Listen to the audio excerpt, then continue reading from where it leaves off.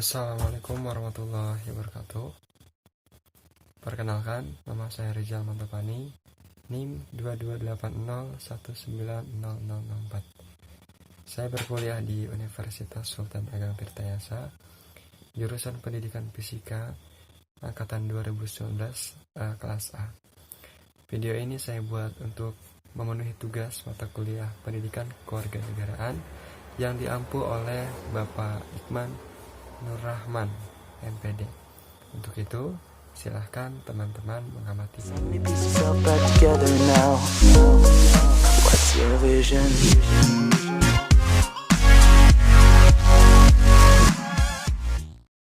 Bismillahirrahmanirrahim. Mari kita simak. Saya di sini akan sedikit menyampaikan materi tentang nilai dan norma konstitusional Undang-Undang Dasar Negara Republik Indonesia 1945 dan konstitusionalitas. Menelusuri konsep dan urgensi konstitusi dalam kehidupan berbangsa negara. Hal yang pertama kita harus ketahui adalah konstitusi. Konstitusi adalah seperangkat aturan atau hukum yang berisi ketentuan tentang bagaimana pemerintah diatur dan dijalankan. Fungsi konstitusi. Yang pertama, landasan konstitusionalisme. Landasan berdasarkan konstitusi, baik konstitusi dalam arti luas maupun dalam arti sempit. Yang kedua, membatasi kekuasaan pemerintah sedemikian rupa sehingga penyelenggaraan kekuasaan tidak bersifat sewenang-wenang. Membatasi atau mengendalikan kekuasaan penguasa agar dalam menjalankan kekuasaannya tidak sewenang-wenang terhadap rakyatnya. Perlunya konstitusi dalam kehidupan berbangsa negara Indonesia. Terdapat 8 aspek.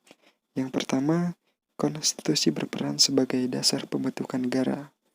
Selanjutnya, berperan sebagai perekat bangsa, berperan sebagai hukum dasar, berperan sebagai hukum paling tinggi, berperan sebagai perangkat kehidupan yang demokratis, berperan sebagai penjaga demokrasi, berperan sebagai alat untuk membatasi dan memisahkan kekuasaan negara, dan berperan sebagai pelindung HAM dan hak-hak warga negara. Menggali sumber historis, sosiologis, dan politik tentang konstitusi dalam kehidupan berbangsa negara Indonesia. Undang-Undang Dasar Negara Republik Indonesia tahun 1945, Pasal 7, Presiden dan Wakil Presiden memegang jabatan selama 5 tahun, dan sesudahnya dapat dipilih kembali dalam jabatan yang sama, hanya untuk 1 kali masa jabatan. Pasal ini merupakan salah satu pasal yang menjelaskan hakikat tentang konstitusi, bahwa di pasal ini dijelaskan kekuasaan pemerintah itu harus dibatasi agar kekuasaannya tidak sewenang-wenang terhadap rakyat. Hal-hal yang dimuat dalam konstitusi atau undang-undang dasar. Yang pertama, organisasi negara. Yang kedua, hak-hak asasi manusia. Yang ketiga, prosedur mengubah undang-undang dasar. Yang keempat, ada kalanya memuat larangan untuk mengubah sifat tertentu dari undang-undang dasar. Dan yang terakhir, memuat cita-cita rakyat dan asas-asas ideologi negara. Selanjutnya yaitu tuntutan reformasi di masyarakat pada tahun 1998. Mengamandemen Undang-Undang Dasar NRI 1945. Yang kedua, menghapuskan doktrin Dwi Fungsi Angkatan Bersenjata Republik Indonesia. Yang ketiga, menegakkan supremasi hukum, penghormatan hak asasi manusia, serta pemberantasan korupsi, kolusi, dan nepotisme. Yang keempat, melakukan desentralisasi dan hubungan yang adil antara pusat dan daerah. Yang kelima, mewujudkan kebebasan pers.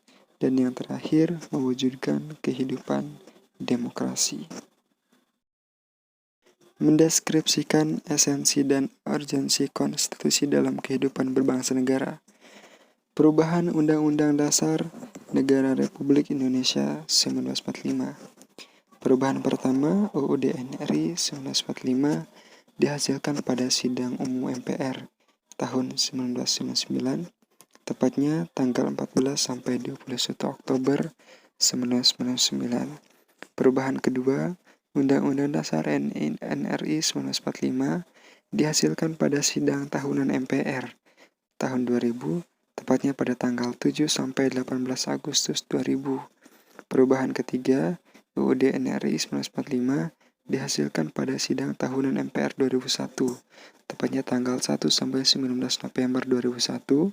Dan yang terakhir, perubahan keempat, UUD NRI 1945 dihasilkan pada sidang tahunan MPR 2002, tanggal 1 sampai 11 Agustus 2002. Perubahan Undang-Undang Dasar Negara Republik Indonesia tahun 1945.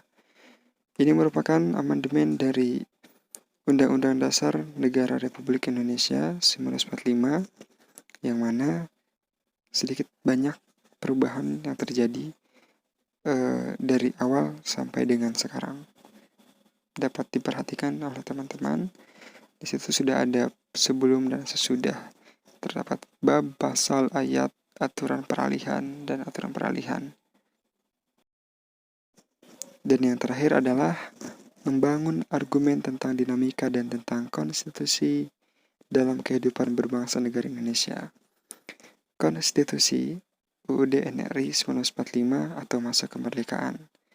Masa berlakunya 18 Agustus 1945 sampai dengan Agustus 1950. Dengan catatan mulai 27 Desember 1949 sampai dengan 17 Agustus hanya berlaku di wilayah hari proklamasi.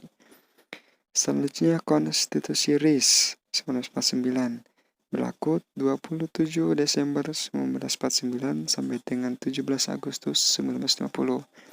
Selanjutnya UUDS 1950 berlaku 17 Agustus 1950 sampai dengan 5 Juli 1959.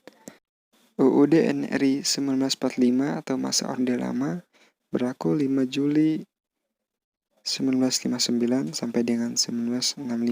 Dan yang terakhir, UUD NRI 1945 masa Orde Baru 1966 sampai dengan 1998. Saya ucapkan terima kasih kepada teman-teman yang sudah melihat video ini. Kurang lebihnya mohon maaf. Wabillahi taufiq wal hidayah. Wassalamualaikum warahmatullahi wabarakatuh.